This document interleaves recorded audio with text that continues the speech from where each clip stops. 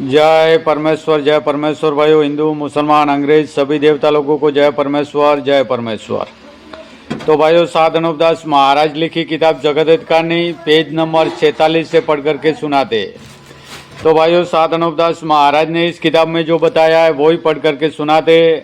तो भाइयों, हिंदू मुसलमान अंग्रेज और सातों आठों विलायतों के राजा बादशाह व रैयत सबके आगे हाथ जोड़ करके अरे जे यह किताब जगत हितकारिणी एक बार जरूर पढ़े और पढ़ करके इंसाफ करे।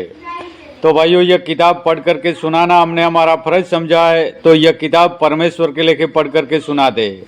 तो यह किताब सिर्फ इंसाफ के वास्ते पढ़ करके सभी संसार के लोगों को सुनाते।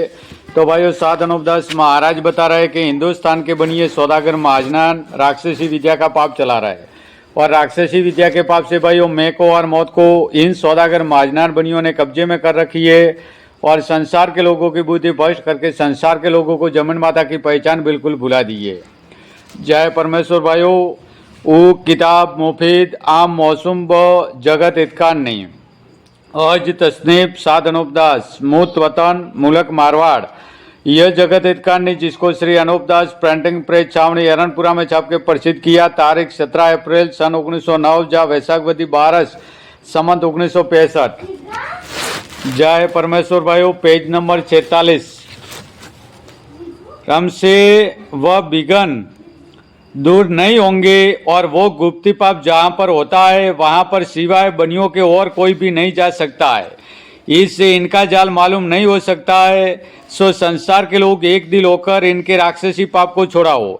जब संसार का भला होगा और सब संसार की औलाद उभरेगी, क्योंकि पहले ज़माने में चांदी सोने का ठाठ और पाठ था और अब नहीं है।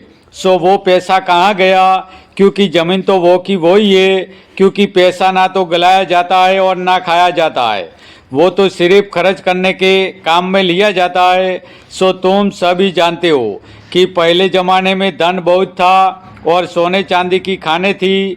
सो इन सौदागर महाजनान ने राक्षसी पाप से खानों को गुम कर दिए, और यह खाने जो है वो जमन माता के शरीर की चर्बी है, परंतु यह बनिए जमन माता के नाम का पाप कराते जिससे चर्बी गल गई है। सो इस बात का तुम लोगों को जरूर ख्याल करना चाहिए कि हर एक मुल्क में चांदी सोने की खाने थी, वो कहाँ गई, बल्कि सब चीज़ों की तेजी हो गई है। और जिनको कि हीरा और पन्ना की खाने कहते वो पत्थर है, मगर हरा पत्थर था तो वो हरा हीरा था, और नीला पत्थर था वो नीला हीरा था, और सफ़ेद पत्थर था वो सफ़ेद हीरा था, और लाल पत्थर था वो लाल हीरा था, और पीला पत्थर था तो पीला हीरा था। क्योंकि यह पत्थर है जो जमन माता के हाड़ है। तो अगले ज़माने में जब काल नहीं पड़ते थे, जब जमन माता का शरीर निरोगी था, तो पहाड़ों में रोशनी थी, परंतु यह बनिए लोग जिस दिन से काल पड़ाने लगे और तरह तरह के रोग जमीन माता को कर दिए, सो बीमारी के सब से सब चीज़ों की शिकल बिगड़ गई है।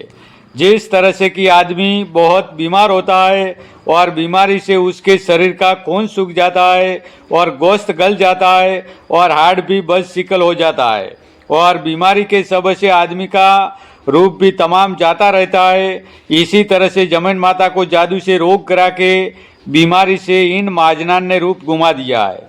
इससे पत्थरों की खानों का यानी पहाड़ों का रूप जाता रहा। सो हीरा पन्नों की भी रोशनी चली गई है। सो इसी तरह जब कि आदमी बीमारी के सब से कमज़ोर हो जाता है तो उसके भी शरीर की रोशनी निकल जाती है।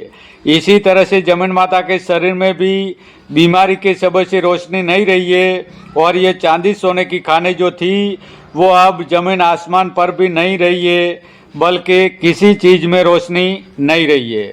जय परमेश्वर भाइयों, जय परमेश्वर।